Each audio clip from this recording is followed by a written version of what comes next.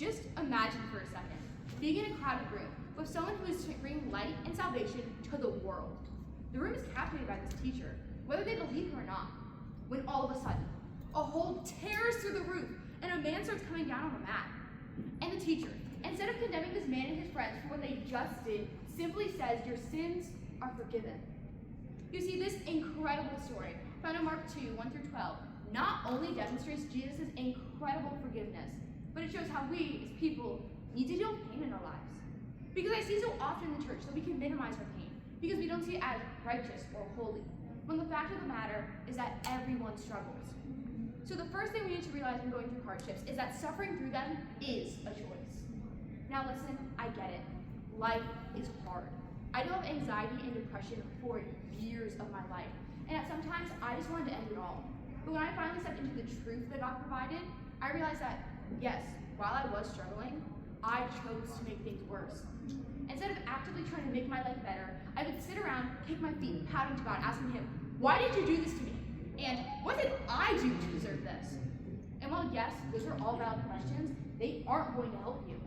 So while you may not be able to pick your battles, you can choose your reaction. The paralyzed man and his friends could have just stayed the way they were for the rest of their life.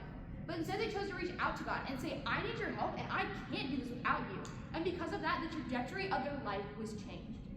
We serve a God who has literally cured people from illness and brought them back from the dead. So why can't he reach you in your suffering? It says in Psalms 34, 18 through 19, the Lord is close to the brokenhearted.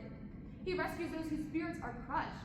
While a righteous person will face many troubles, the Lord will come to rescue them each and every time. Another thing we need to realize is that our burdens are meant to be shared. You see, in the story, the man knew he couldn't make it to Jesus on his own. So instead of struggling to drag himself all the way there, he accepted help from others. You see, we, like the man in the story, need help to get closer to God. So why are we trying to fight tooth and nail to get it ourselves instead of accepting help from others?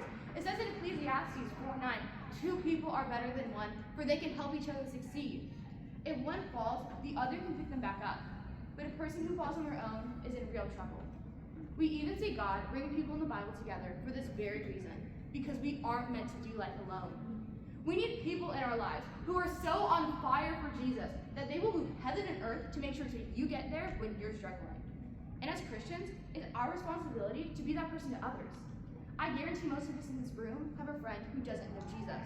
So why are we letting them stay stuck in their sins? It says in Romans 10:14, "But how can they call upon him to be saved unless they believe in him?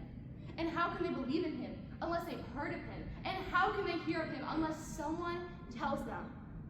You see, being a good friend is not about preserving someone's comfort, but it's about pushing them to live a better life, which is a life that can only be found in Jesus. The last thing that we need to realize is that our pain will become our testimony. One thing that hit me when rereading the story is that the paralyzed man and his friends were never mentioned by name. But instead of them choosing to be known, they chose to glorify God through their story and their struggles. We even see this in Genesis 50:20. After Joseph was sold into slavery for years, he tells his brothers, "You intended to harm me, but God intended it all for good. He brought me into this position so I could save the lives of many." You see, when I was first saved from my mental health issues, I thought it was impossible for me to share the gospel. But then, one night during youth group, one of our leaders said that our unqualification is our qualification. That secret sin that you've been hiding, that thing that you swore you'd tell no one else, might just be the thing to get someone closer to God. Because people can't relate to perfection, but they can relate to real people with real issues. So how would our lives look if we chose to reflect God through them? To be able to say, this is who I was, but this is who I am now because of how God has transformed my life. You see, God is always going to move in and through us, but ultimately, it's our choice. And while we can turn to every other outlet the Lord has to offer, the only thing that can do is distract us from what's really hurting. And the incredible thing about God is that he's there for us even when we don't want him to. Because again, as said in Psalms 34, 18 through 19, the Lord is close to the brokenhearted. He rescues those whose spirits are crushed. While a righteous person will face many troubles, the Lord will come to rescue them each and every time. Thank you.